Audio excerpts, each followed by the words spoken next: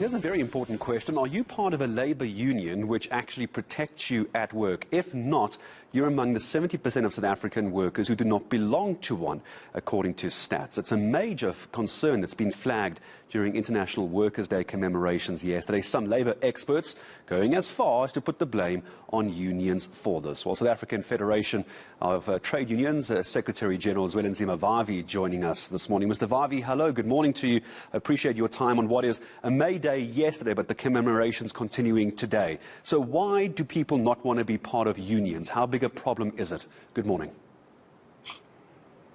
Well, unfortunately, this is a trend internationally, and we were backing the trend in this country until 2007. After 2007, things seem to be falling apart within the trade union. And the trend, therefore, started to affect South Africa directly. By 2007, the numbers of workers belonging to unions were sitting pretty around 40%. And now they are about the 20-something percent, which is pretty low. Not lower than America, not lower than many parts of the developed countries all over the world, but still significantly very low in comparison to the Nordic countries, Norway, Sweden, Denmark, and even Dutch, where the levels of unionization remain very, very high.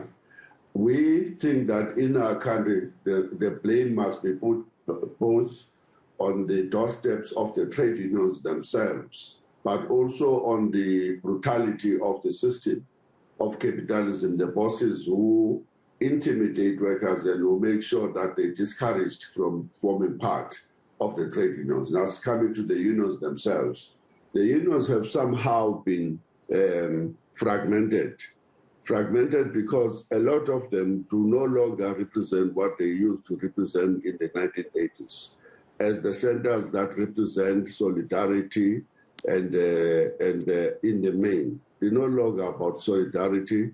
They're about the leadership wanting to occupy their positions for nothing except for the benefits that accrue. The sins, incumbency sins that the ANC normally speaks about, which are embedded in the capitalist system, the greed, the me first to hell with everybody else, the selfishness and the laziness and the refusal to train organizers and to be better equipped to use the tools of the 21st century are all part of the contributing factors that turns workers away from the trade unions in our country and everywhere else in the world. You're painting a very bleak picture, Mr. Vavi, of what people think of unions at the moment. And I think you would agree with me then that we saw the frustration boil over yesterday when we had workers at a May Day rally running onto the field to speak to the president himself. Clearly, they don't think unions know what they're doing and aren't representing their interest. Is there any way unions can gain the trust again? Things started to fall apart in the run-up to the Marikana massacre. There was a 5-month strike that these unions belonged to, or the workers these unions belonged to, or vice versa. Let me say the union these workers belonged to just ignored a 5-month strike, leading to workers forming their own smaller committees and embarking on the strike themselves, and then the massacre happened on the 16th of August. That was part of the crisis of the trade union movement. And when workers in Pretoria and other parts of the Western Cape took battles on their own shoulders and excluded the unions because they were fighting against a 60 rand working day. And this was part of the problem that makes workers to lose their trust on the trade union. SAFTU was formed 5 years ago now to try and reverse this trend.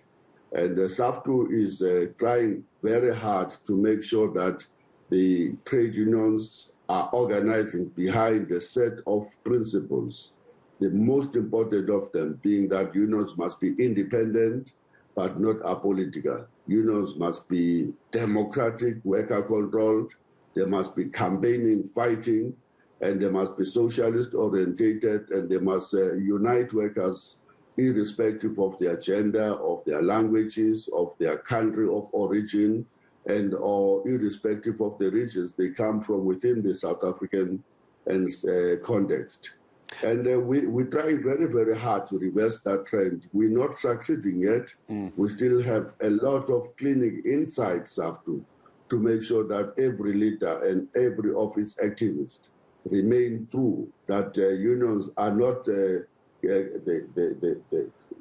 quick get-rich schemes on the part of the leadership who live a totally different lifestyle to their workers at the expense of the workers themselves. I want to just ask you a last question, Mr. Vavi, because I take your point on the difference in leadership, the rich lifestyle versus the workers that are meant to be represented by the unions. Very briefly, I just want to get your thoughts on this. Are there too many unions in South Africa trying to represent too many different interests, or trying to represent the same interests but represent them differently? Are there too many unions? Last question briefly, if you could. In my view, Gareth, the fact that May Day was celebrated by so many unions, so many federations in so many different corners represent a crisis. It's not a strength, it is a weakness, because it speaks to fragmentization, disunity.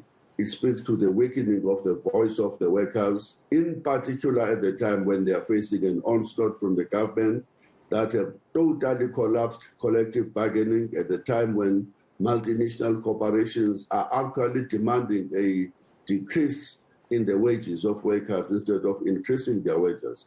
And at a time when the prices of everything is going through the roof, it should be a moment that should force unions that are genuine to the cause to come together and to say, unless we can overcome the divisions, workers will continue to lose trust on us, and therefore we must move before it is too late for us. Well, I appreciate your time in speaking to us. Fragmentation is certainly what a lot of people are saying is one of the biggest issues. South African Federation of Trade Unions Secretary General, Mr. Zwelinzima Vavi, joining us as well. And the issue has got to be not just too many unions, but there are so many, yet we're still seeing 70% of workers in our country not being members of unions. So whose interests are these unions really representing? It should be a lot more, but Zwelinzima Vavi raising some very serious critical issues within the labour union movement.